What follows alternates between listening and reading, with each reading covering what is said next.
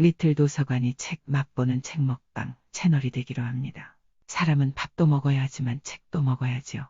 그래야 정신도 마음도 영혼도 자라니까요. 리틀 도서관에서 이번에 책 맛보기 할 책은 코로나 사피엔스입니다. 나는 포노 사피엔스인가? 코로나 사피엔스인가? 라는 제목으로 책 맛보기를 시작합니다. 책의 제목 코로나 사피엔스는 코로나19 바이러스가 인간의 삶을 대전환시키고 말 것이라는 암시를 주고 있다. 이 같은 제목은 저자 중의 한 명인 최재천에서 비롯되었다. 코로나19 이후 인류는 완전히 다른 삶을 살게 될 것이다. 누구도 겪어보지 못한 신세계에서 살아갈 우리를 감히 코로나 사피엔스라 부른다. 라고 그가 명명했기 때문이다. 저자는 6명이나 된다. 대한민국 대표 석학 6인이 신인류의 미래를 말한다는 부제에서 알 수 있듯 이 저자들의 위상은 대단하다. 그런데 표지를 자세히 들여다보면 저자가 한 명 더 있다. 시사자 기정관용이다. 그들 모두는 엄밀하게 말하면 저자가 아니다. CBS 라디오 방송에서 했던 대담을 책으로 펴냈기 때문이다. 말을 글로 혹은 글을 말로 세련되게 변환시킬 수 있는 이 시대의 기술이 그들을 잽싸게 저자로 둔갑시킬 수도 있었을 터이다. 2020년 2월 코로나에 대한 불안이 온 나라를 휩쓸었고 4월에 코로나19 신인류 시대 방송을 했고 그 방송을 토대로 6월에 바로 이 책이 나왔다. 나는 이북으로 구매해 삽시간에 날아온 책을 폰에서 읽었다. 나는 포노 사피엔스인가? 코로나 사피엔스인가? 포노 사피엔스는 스마트폰을 신체의 일부처럼 쓰는 새로운 인류를 말한다. 스마트폰으로 모든 것을 해결하며 살아가는 이들이다. 저자들 중에서 최재붕이 포노 사피엔스에 대해 주로 거론했다. 그는 팬데믹 쇼크가 반복될 가능성이 높은 환경에서 디지털 문명에 익숙할수록 생존율을 높일 수 있다고 한다. 폰을 자유자재로 다룰 줄 알아 살아남을 확률이 높다는 것이다. 포노 사피엔스의 실체를 보여주기 위해 최재붕이 든 사례의 고개를 끄덕이며 수긍했다.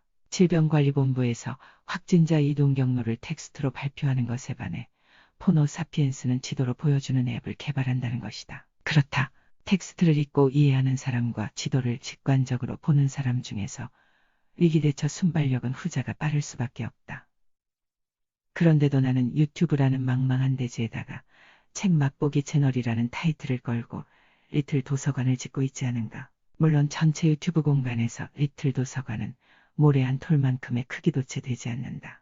하지만 북튜브에 진입하기로 마음먹은 것은 텍스트의 오묘한 진면목 세계에 더불어 입문하고자 합니다. 응용과학이 활개를 친다고 기초과학이 무의미한 것이 아니듯 텍스트에 대한 독해력이 포노 사피엔스의 일취월장의 걸음이 될 수도 있을 터이다. 포노 사피엔스의 상상력과 창의력에 힘을 실어주기 위해 스마트폰으로 텍스트를 맛볼 기회를 잠깐이라도 주는 것. 그것이 리틀 도서관이 유튜브에 존재해야 하는 이유다. 이것은 낯뜨거운 자기합리화다. 저자들 대부분은 코로나 사태를 이야기한 원인으로 무한 욕망을 부추기는 자본주의를 지목했다. 원인 진단은 곧바로 대안제시로 연결되기 마련이다. 자연훼손 말고 보존해야 한다. 경제성장보다 복지안전 건강이 중요하다. 인간과 자연과 사회 모두에게 좋은 방향으로 경제를 전환시켜야 한다. 시장 중심주의 경제를 바꿔야 한다. 경쟁이 아니라 공존이다 등의 해결책들은 한결같이 자본주의 체제를 손보지 않으면 안 된다는 위기의식의 발로들이다. 돈 되는 일이면 무슨 짓이든 하며 악착같이 살아온 사람들을 향해 이제 더 이상 그렇게 살면 재앙을 부를 수 있다는 경고를 한다. 기존의 패러다임을 바꾸지 않으면 재앙이 거센 물살을 피할 수 없다는 것이다. 우리들이 지금까지 익숙하게 몸담아왔던 자본주의의 물을 갈아야 할 적기임을 코로나 바이러스가 일러준 셈이다. 그래서 홍기빈은 말한다. 바이러스는 미물이지만 우리에게 인간과 이웃과 자연이 함께 지복을 누리는 좋은 삶을 생각해보라는 메시지를 전하는 전령일지도 모른다고. 국내 최고의 4차 산업혁명 권위자 중 한 명으로 꼽히는 최재봉이 제시하는 해결책은 그와는 다르다. 언택트 환경은 반복 심화될 수밖에 없다는 사실을 받아들이라고 한다. 디지털 공간에다가 생계를 이어갈 수 있는 터전을 마련하라고 한다. 그래야 기본적인 생계도 해결하고 윤택한 삶을 누릴 수 있다는 것이다. 스마트폰으로 물건 사고 영화 보고 은행 가는 사람들의 대대적인 대여를 감지하고서 문명의 변화를 더 이상 거부해서는 안 된다고 한다. 그 새로운 변화에 걸맞은 제품을 만들고 사업을 하면 호황을 누릴 수 있다고 조언한다. 기존 일자리에 매달리거나 없어지는 일자리 걱정만 하고 있다가는 도태로 이어질 수 있으니 새로운 일자리, 질 좋은 일자리를 창조해 나가는 데 주력하라는 것이다. 디지털 스토어, 온라인 쇼핑몰, 온라인 교육, 온라인 공연, 원격 진료, SNS 마케팅, 배달 서비스 등을 시작해야 한다고 부추긴다. 자영업자들이 디지털 스토어를 차릴 수 있도록 정부가 지원하고 적응하도록 도와야 한다는 것이다.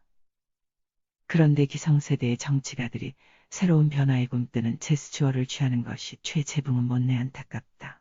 지원을 꺼리고 오히려 규제하고 외면하려 드는 기성세대들을 향해 최재붕은 간곡하게 설득한다. 그의 호소에 마음이 찡해진다. 그의 간절함을 마음에 담아가며 그대로 옮겨본다. 우리나라 60대 성분들이 대부분 디지털 문명에 익숙하지 않고 어려워합니다. 어쩌면 당연한 일입니다. 제가 1960년 우리나라 1인당 국민소득을 봤더니 80달러였습니다. 그렇다면 1960년대에 태어나신 분들은 어린 시절을 아프리카 우간다에서 보낸 것과 같습니다. 그런데 지금 보세요. 환갑이 된 이분들이 60년 만에 우리나라를 세계 우위의 제조강국으로 올려놨고 국민소득 3만 달러 시대를 열었습니다. 현대 인류 100년 역사에 비교할 대상이 없는 기적을 만든 것이죠.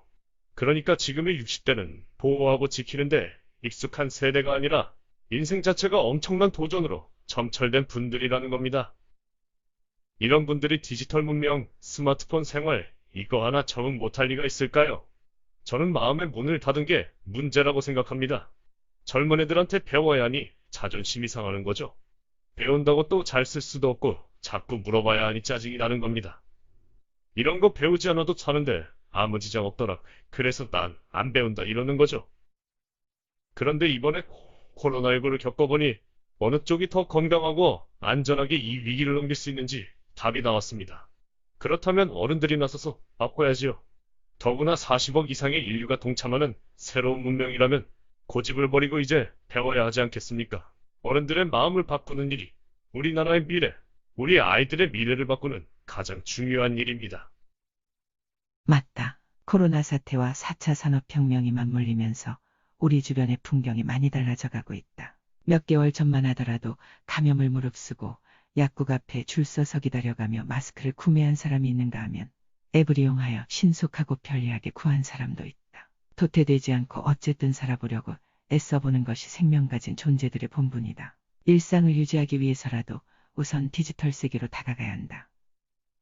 익숙한 것과의 결별이 두렵고 성가신 일들을 만날 수도 있다. 하지만 마음먹기에 따라 낯선 것과의 만남이 설레고 흥분될 수도 있지 않겠는가. 낯선 곳으로 여행을 떠나는 신나는 마음이 되어보는 것이다.